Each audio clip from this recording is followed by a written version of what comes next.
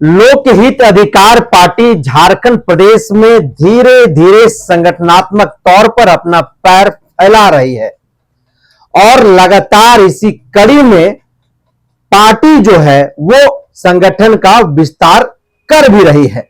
हमारे साथ बातचीत करने के लिए इस मुद्दे पर झारखंड प्रदेश के कार्यवाहक प्रदेश अध्यक्ष हरिनाथ साहू हैं। हरिनाथ जी, झारखंड प्रदेश में लोकहित अधिकार पार्टी संगठनात्मक तौर पर धीरे धीरे अपना पैर पसार रही है। इस सफर में किस तरह की चुनौतियां आ रही है, किस तरह का संघर्ष जो है वो देखने के लिए मिल पा रहा है, क्या अनुभव कहता है आपका? सबसे पहले तो आपका ग्राम सभा चैनल को जोहार, गुड मॉर्निंग, बहुत बहुत धन्यवाद मुद्दों के साथ जुड़ने के लिए। और मैं स्पष्ट रूप से कहना चाहूंगा, क्योंकि हमारा जो लोकहित अधिकार पार्टी है वो सामाजिक न्याय के पक्षधर पार्टी है और इस देश और विशेष झारखंड राज्य में आजादी के बाद से असंख्य दबे कुचले वंचित शोषित ऐसे बहुत वर्ग हैं जो आज भी वो सामाजिक न्याय से वंचित है। उन्हें राजनीतिक में भागीदारी लगभग शून्य है। वो आज पूरी बड़ी बड़ी पार्टियां कॉरपोरेट होते जा रही है, आंतरिक लोकतंत्र समाप्त होते जा रही है। वहां कार्य कर रहे लोग भी अपने आप को कहीं न कहीं ठगा हुआ महसूस कर रहे हैं। ऐसे समय में लोकहित अधिकार पार्टी का उदय होना झारखंड और पूरे देश में लोगों के लिए एक अवसर के समान है। और मैं भी अपने जीवन के लगभग 28-29 वर्ष बड़ी बड़ी पार्टियों का हिस्सा रहा हूं, विभिन्न दायित्वों में रहा हूं। मैं भी जो महसूस किया हूं, जाहिर सी बात है कि और जो लोग काम कर रहे हैं वो भी कहीं न कहीं ऐसा महसूस कर रहे होंगे कि सिर्फ कमजोर वर्ग के लोग, गरीब तबके के लोगों को सिर्फ झंडा ढोने के लिए और दरी बिछाने के लिए और भीड़ इकट्ठा कर जिंदाबाद और मुर्दाबाद का नारा लगाने के लिए और समय समय पर उसको कुछ पैसा का लालच दे करके उसको केस खिलाने के लिए तरह तरह का चीजें, ये सब बड़ी पार्टियों का एक रणनीति बन चुका है। मुट्ठी भर लोग ही बड़ी पार्टियों में अपना जगह बना पाते हैं और सत्ता के लिए अपनी भागीदारी सुनिश्चित कर पाते हैं। ऐसे समय में जो असंख्य दबे कुचले वंचित शोषित और उपेक्षित वर्ग है, जिनको क्या चुनौतियां हैं? क्या चुनौतियां कुछ भी नहीं है। मैं इसको अवसर के रूप में देखता हूं। मानता हूं कि आज के डेट में थोड़ी सी लोगों में अवसरवादी सोच आ गई है। तत्काल लाभ के लिए कई बड़ी पार्टियों में बने हुए हैं। खासकर ओबीसी समाज की अगर बात करें तो बहुसंख्यक ओबीसी समाज बड़ी बड़ी पार्टियों में इसलिए रहते हैं कि भाई वहां के जो नेता के नजदीक रहने से जीविकोपार्जन के लिए कभी नाली का काम, कभी रोड का काम, कभी गार्डवाल का काम, कभी छोटा मोटा पैरवी के लिए लोगों का एक माने आंसर में उससे जुड़ा हुआ है। अदरवाइज उसके भी मन का आंतरिक भावना जानता है कि भाई जो हमको अधिकार मिलना चाहिए, जो न्याय मिलना चाहिए, जो हिस्सेदारी मिलना चाहिए, वो नहीं मिल पा रही है। राजनीति में जिस वक्त जनबल के ऊपर धनबल हावी है, उस दौरान लोकहित अधिकार पार्टी की ओर जो लोगों का झुकाव है वो आखिरकार क्या कारण है? किस लिए या लोकहित अधिकार पार्टी के प्रति लोगों का झुकाव जो है वो देखने के लिए मिल रहा है? निश्चित रूप से वही बात है कि लोग अब देख रहा है कि भाई हम लंबे समय से कभी हिंदू के नाम से, मुसलमान के नाम से, राष्ट्रवाद के नाम से वोट तो देते रहे हैं, लेकिन हमारे बाल बच्चे पढ़ नहीं पा रहे हैं। पढ़े लिखे नौजवानों को नौकरी नहीं मिल पा रही है। झारखंड प्रदेश में स्थानीय नियोजन नीति नहीं लागू हो पा रही, विस्थापन नीति नहीं है, कि पिछड़ा आयोग को अभी तक संवैधानिक अधिकार नहीं मिल पा रहा है। अब लोग पढ़ लिख रहे हैं, अब जागरूक हो रहे हैं, अब लोग समझ पा रहे हैं इन बड़ी पार्टियों के नेताओं के नीति और नियत को। इसीलिए लोकहित अधिकार पार्टी की ओर एक उम्मीद और आशा की भरी उम्मीद के साथ आ रहे हैं।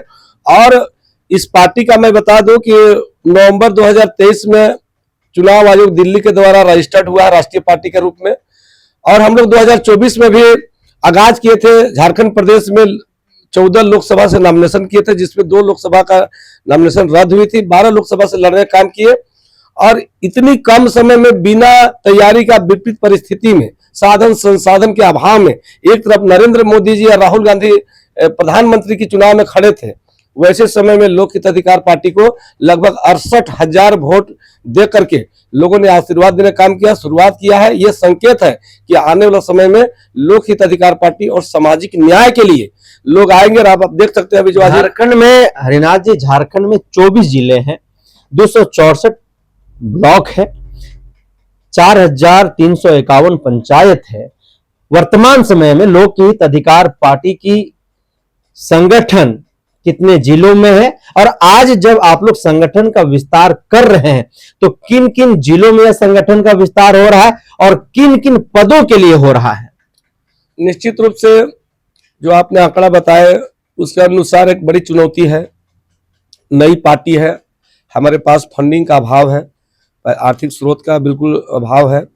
और चूंकि अभाव इसलिए मैं बोल रहा हूं कि आज लोगों की मानसिकता बड़ी पार्टियों के द्वारा इस तरह बिगाड़ दिया गया है कि कहीं पर भी किसी भी तरह का अपने हक अधिकार की लड़ाई के लिए भी जब लोगों को कहा जाता है तो वो पार्टियों से पैसा की मांग करते हैं।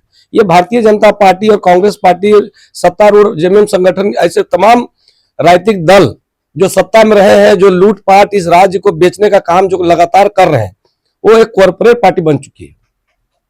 और गरीब जनता का हक अधिकार को बेचकर, और वो कम पढ़े लिखे होने के कारण से ग्रामीण क्षेत्र के लोगों को जब जब भीड़ की इकट्ठा होने की आवश्यकता होती है, किसी भी तरह का बात होती है, तो पैसा के दम पर लोगों को भीड़ इकट्ठा करते हैं। यही आदत, यही संस्कार जनता में लग चुकी है। इसीलिए हम लोग को थोड़ा कठिन हो रही है संगठन और आंदोलन करने के लिए कि जब भी हम लोगों को बोलते हैं कि भाई इस राज्य और पूरे देश में सभी स्तर का समान व्यवस्था, निःशुल्क शिक्षा और निःशुल्क शिक्षा, सभी स्तर का शिक्षा और चिकित्सा बिल्कुल निःशुल्क लागू कराना है, वोटर को वोटर पेंशन दिलाना है, जनसंख्या जाति जनगणना कराकर जनसंख्या अनुपात में सभी को राजनीतिक हिस्सेदारी और भागीदारी सुनिश्चित करना है, विस्थापन नीति लागू करना, स्थानीय नियोजन नीति स्थापित करना, तमाम मुद्दे हैं इस झारखंड प्रदेश में। इन मुद्दों के साथ लोक हित अधिकार पार्टी जब लोगों को इस लड़ाई, इस अभियान, इस आंदोलन में शामिल करना चाहते हैं तो लोग खुल के तो नहीं बोलते हैं, लेकिन कतराते हैं लोग आने में कि जाएंगे तो भाई पैसा मिलेगा, कितना पैसा मिलेगा, खाने पीने का क्या व्यवस्था होगा, जाने का क्या व्यवस्था होगा। चूंकि आदत लगा दिया है ना, बड़ी बड़ी पार्टियां खरीद बिक्री करने का एक आदत लगा दिया है, वही आदतन के कारण से अपने हक अधिकार लड़ाई में भी लोग पार्टियों से पैसे की मांग करते हैं। और इसी कारण से जब कोई नेता अपना खेत दाड़ बेच करके, अपना कर्ज लेकर के जब वो इन डिमांडों को पूर्ति करते हुए किसी कारण एन केन प्रकार लोग सेंटिमेंट करके और विधायक और सांसद और मंत्री और मुख्यमंत्री बन जाते हैं, तो वो अपनी जेब को भरने में लग जाते हैं, वो लूटपाट और बेचने में लग जाते हैं। क्योंकि जनता भी इसका कहीं न कहीं गुनहगार होते हैं कि जब उस नेता को बनाने की बारी आती है, एक ईमानदार आदमी को चुनकर आगे बढ़ाने की बात आती है, तो उस ईमानदार व्यक्ति को भी बेईमान बनाने में जनता कोई कसर नहीं छोड़ती है। नतीजा है कि अराजकता और भ्रष्टाचार इस चरम तक पहुंचते जा रहा है। आज किन किन पदों के लिए जो है आप लोग पार्टी का विस्तार किए? मैं बता दूं कि पिछले हम लोग 30 जुलाई को पहला सूची जारी किए थे, जिसमें 31 पदाधिकारियों का हम लोगों ने घोषणा किया था। और आज संगठन का विस्तार करते हुए पूरे प्रदेश से, अलग अलग क्षेत्रों से हम लोग ने पार्टी का संगठन का विस्तार करते हुए पदाधिकारी चुनाव किए हैं, मनोनयन किए हैं, जिसमें 32 नंबर में हम लोग का श्रीमान प्रियरंजन दास जी हैं, जो साहेबगंज जिला के हैं, उनको प्रदेश संगठन महासचिव का दायित्व दिया गया है। श्री अरुण कुमार गुप्ता जी, जिनको 33वां पदाधिकारी के रूप में, जो रांची निवासी हैं, इनको प्रदेश के सम्मानित उपाध्यक्ष और रांची महानगर के प्रभारी बनाया गया है। जो पूर्व में रांची विधानसभा से नॉमिनेशन भी किए थे, किन्हीं कारण से चुनाव रद्द हो गया तो उनका नॉमिनेशन। और 34वां पदाधिकारी के रूप में हम लोग चौपारण हजारीबाग जिला के निवासी श्री नंदू साहू जी को प्रदेश कार्य समिति और हजारीबाग जिला के प्रभारी बनाए हैं। उसी प्रकार 35वां पदाधिकारी के रूप में श्री राम टहल नायक जी, जो भारतीय जनता पार्टी रांची जिला के प्रवक्ता थे, उन्होंने त्यागपत्र देकर के हमारी पार्टी में शामिल हुए हैं। उनको प्रदेश के संगठन सचिव और कांके विधानसभा के सहप्रभारी के रूप में मनोनीत किया गया है। 36वां पदाधिकारी के रूप में श्रीमान एलिंस हांसा, जो पाकुड़ जिला निवासी है, इन्हें प्रदेश के उपाध्यक्ष और पाकुड़ जिला के प्रभारी बनाया गया है। ये कुल कितने पदाधिकारियों का जो है सो इस बार विस्तार हुआ है? बस मैं 1 मिनट लगेगा, मैं बता रहा हूँ। चूंकि 37वां पदाधिकारी के रूप में श्री विशेश्वर कुमार मिश्रा गोड्डा जिला के हैं, ये प्रदेश कार्य समिति सदस्य और धनबाद जिला के प्रभारी बनाए गए हैं। 38वां पदाधिकारी के रूप में श्री नंदलाल साहब हजारीबाग जिला के रहने वाले हैं, इनको हजारीबाग जिला के अध्यक्ष के रूप में मनोनीत किया गया है। श्री जागो साहब, जो रामगढ़ जिला के हैं, कार्यवाहक जिला अध्यक्ष के रूप में मनोनीत किया गया है। और श्री अशोक राम जी को 40वां पदाधिकारी के रूप में, जो कांके बालू गांव के रहने वाले हैं, इनको रांची जिला ग्रामीण का सम्मानित अध्यक्ष के रूप में मनोनीत किया गया है। 41वां पदाधिकारी के रूप में जो पूर्व के प्रत्याशी रहे हैं नाला विधानसभा के श्रीमान महासन मुर्मू जी, इनको दुमका प्रदेश के उपाध्यक्ष, तो सॉरी दुमका जिला के रहने वाले हैं, प्रदेश के उपाध्यक्ष और जामताड़ा जिला के प्रभारी बनाया गया है। 42वां पदाधिकारी के रूप में श्री सूरज यादव जी जो कांके निवासी हैं बालू गांव के, इनको रांची जिला ग्रामीण के महासचिव बनाया गया है। श्री दानेश्वर साहू जी जो फाउंडर है पार्टी के, 43वें पदाधिकारी के रूप में प्रदेश कार्य समिति सदस्य सह रांची जिला के प्रवक्ता मनोनीत किया गया है। 44वें पदाधिकारी के रूप में श्री संतोष कुमार उर्फ सन्नी ठाकुर जी जो बोकारो जिला के हैं, इनको कार्यवाहक जिला अध्यक्ष बोकारो बनाया गया है। 45वें पदाधिकारी के रूप में आदरणीय दीपेन साहू जी जो काके बोरिया के रहने वाले हैं, इन्हें कार्यवाहक प्रदेश अध्यक्ष व्यापार प्रकोष्ठ में मनोनीत किया गया है। और अंतिम पदाधिकारी 46वां के रूप में श्री दिलीप साहू जी जो कांके होचर निवासी है, इनको प्रदेश उपाध्यक्ष व्यापार प्रकोष्ठ के मनोनीत किया है। इस प्रकार 15 पदाधिकारियों का हम लोग ने नए सूची में शामिल किए हैं। कुल मिला के हम लोग का 46 पदाधिकारी अब प्रदेश कार्य समिति के सदस्य है। हम लोग ने सभी को निर्देश दिया है कि बड़े पैमाने पर राज्य स्तरीय सदस्यता अभियान की शुभारंभ हो चुकी है और अपने अपने जिलों में 3 महीना के अंदर में जिला कमेटी का विस्तार करते हुए और 1 सप्ताह के अंदर में प्रदेश अध्यक्ष जी का प्रवास और विभिन्न मुद्दों को लेकर के स्थानीय आंदोलन को अपना रणनीति योजना बनाने की टास्क दिया गया है। हरिनाथ जी, बिहार में विधानसभा का चुनाव हो रहा है। लोक हित अधिकार पार्टी झारखंड की तरह क्या वहां पर भी अपनी किस्मत आजमा रही है, और आजमा रही है तो कितने विधानसभा सीटों से लोक हित अधिकार पार्टी चुनाव लड़ रही है वहां से? निश्चित रूप से बिहार विधानसभा चुनाव देश का राजनीति का एक बहुत बड़ा मील का पत्थर कहिए या फैक्टर होता है बदलाव का। और ऐसे में हमारी पार्टी चूंकि सामाजिक न्याय के पक्षधर पार्टी है, ये बात जरूर है कि हमारा राष्ट्रीय नेतृत्व को निर्णय लेने में विलंब हुआ। और हाल के दिनों में, पिछले दिनों, हम लगभग 1 सप्ताह पहले, डेट याद नहीं ध्यान में आ रहा है, हम लोग बिहार के बांका मोकामा जिला में, पटना जिला के मोकामा विधानसभा में बिहार प्रदेश कार्यालय का उद्घाटन भी किया। और उद्घाटन कार्यक्रम में ही माननीय राष्ट्रीय अध्यक्ष रोशन लाल गुप्ता जी घोषणा किए कि 25 विधानसभा से हम लोग चुनाव लड़ेंगे।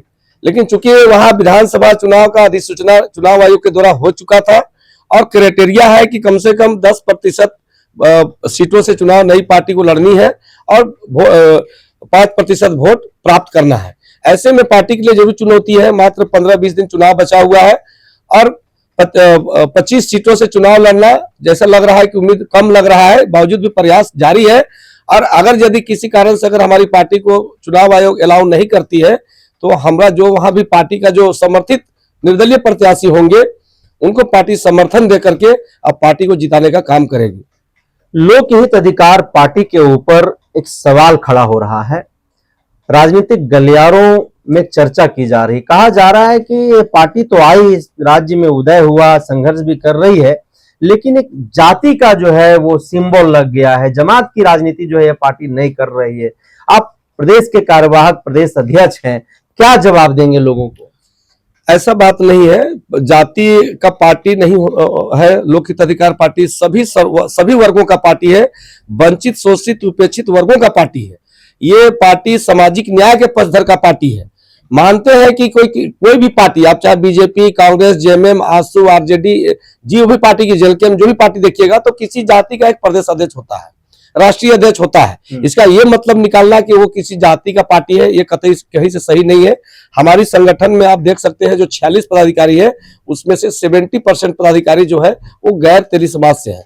सभी वर्गों से यहाँ शामिल किया गया, आदिवासी भी है, दलित भी है, पिछड़े समाज से भी है और हमारे अल्पसंख्यक समाज से भी है। इसलिए ऐसा हमारा पार्टी का कोई ध्येय भी नहीं है, उद्देश्य भी नहीं है। और इस तरह का अगर सोच कोई रखते हैं तो मैं स्पष्ट रूप से कहना चाहूंगा कि आने वाला भविष्य में भी ये किसी जाति विशेष का पार्टी नहीं होगी। ये सामाजिक न्याय की पार्टी है और सभी दबे कुचले वंचित शोषितों की पार्टी है। झारखंड में एक बहुत बड़ा मुद्दा है और हर राजनीतिक पार्टी उस मुद्दे को लेकर के मुखर रहती है। भ्रष्टाचार एक बहुत बड़ा मुद्दा है। स्थानीय नियोजन नीति 25 वर्ष में अब तक धरातल पर नहीं है। ओबीसी समुदाय को अब तक उनके आबादी के अनुपात के अनुसार जो है वो आरक्षण नहीं मिल पाया है और ऐसे कई प्रकार की जो है यहाँ पर मुद्दे हैं। लेकिन ये मुख्य मुद्दे हैं जो हमने आपसे कहा, आखिरकार इसको लेकर के क्या तैयारियां हैं, किस तरह से लोक हित अधिकार पार्टी एक बड़ी आबादी की लड़ाई, इस प्रदेश की लड़ाई लड़ेगा, क्या रणनीति है? देखिए, स्पष्ट रूप से जब से पार्टी का गठन हुआ है इन्हीं मुद्दों पर हुआ है। 2022 में पार्टी का गठन हुआ, 23 नवंबर 2023 में कोई बड़ा आंदोलन नहीं दिखाई दिया? बिल्कुल आंदोलन हो रही है। न्याय यात्रा के माध्यम से लोगों ने जन जागरण अभियान का हम लोगों ने शुरुआत किया था। अभी मैन पावर हमारे पास कमी है, संगठन का अभाव था जरूर, लेकिन आंदोलन लगातार चल रही है, अलग अलग जिलों के माध्यम से चल रही है। और मैं स्पष्ट रूप से कहना चाहूंगा कि आरक्षण के मुद्दे पर हमारी पार्टी जितना मुखर होकर के जो खुल के बात करती है उतना कोई नहीं करते हैं। हम लोग ने किसी जाति विशेष नहीं बल्कि ओबीसी आरक्षण की बात के सहित सभी वर्गों के आरक्षण की बात मैं कहता हूं। जिस सामाजिक न्याय, जब हम सामाजिक न्याय की बात करते हैं तो इक्वलिटी की बात आती है, समानता की बात आती है। सभी को समान अवसर मिलना चाहिए, चाहे शिक्षा का क्षेत्र में हो, राजनीति का क्षेत्र में हो, चाहे सरकारी नौकरी के क्षेत्र में हो। इस तरह का भेदभावपूर्वक आरक्षण, इसके खिलाफ हम लोग हैं। और हम लोग ने स्पष्ट रूप से कहा है कि देश के अंदर में अविलंब समय की मांग है, जाति जनगणना होनी चाहिए और जिसकी जितनी जनसंख्या भारी उसको उतनी हिस्सेदारी और भागीदारी मिलनी चाहिए। इन बातों को लेकर के हम लोग ने 2022 से ही इसकी शुरुआत किया हो। और आज मैं, इससे पहले भी जिसमें मैं भारतीय जनता पार्टी में था जिला के मंत्री के रूप में, तब भी मैं पार्टी में रहते हुए भारतीय जनता पार्टी के नेताओं के बीच में भी मैंने मुखर होकर के, अब इसी कारण से मैं पार्टी से त्यागपत्र दे दिया था कि भाई हिस्सेदारी और भागीदारी में कोई समझौता नहीं, अब सबको न्याय चाहिए। और जहां तक बात है 27% आरक्षण का, तो मैं उस दिन भी, पहले भी मैं कह चुका हूं कि ये एक भारतीय जनता पार्टी का प्रायोजित कार्यक्रम है। चूंकि आपको याद होगा कि एकीकृत बिहार में ही ओबीसी पूरा देश में 27% का प्रावधान लागू है मनन कमीशन के अनुशंसा पर। और आज भारतीय जनता पार्टी के डबल इंजन की सरकार के रहते हुए ओबीसी आरक्षण को झारखंड में 14% किया गया। ये तो वही बात हुआ ना कि आप मेरे घर से डकैती करिएगा 500 रुपया और मैंने 2 साल के बाद आकर के फिर वापस कर दे रहे हैं, भाई लुटा रहे हैं। आप दे क्या रहे हैं? 27% आरक्षण संवैधानिक अधिकार हमको मंडल कमीशन ने दिया है और आपने उसको घटाने का काम किया। और वर्तमान का जो सरकार अभी है, जो पिछड़ा विरोधी सरकार है, वो तो शून्य कर दिया 7 जिलों में। तो इसका खिलाफ हम लोग हैं और हम लोग समानता की बात करते हैं। और मैं स्पष्ट रूप से कहना चाहता हूं कि ओबीसी आरक्षण अब सभी बदलते समय में, जिस समय आदिवासी, दलित या अन्य वर्ग जो उस समय जरूरत था आरक्षण का, काफी समय बीत चुका है, अब सभी को अवसर मिल चुका आगे बढ़ने का। अब पिछड़ा समाज और पिछड़ते जा रहा है, इसलिए अब आबादी अनुसार से इसे भी 56% के आरक्षण मिलना चाहिए। या तो आरक्षण पूरी तरह समाप्त कीजिए और नहीं तो समानता के अनुसार से जनसंख्या पर सबको समान अधिकार मिलना चाहिए। ये जो आरक्षण की नीति जो सुप्रीम कोर्ट का हवाला देकर जो बार बार गुमराह करने को ओबीसी समाज को काम किया जा रहा है, ये ओबीसी समाज के लिए बहुत दुर्भाग्य की बात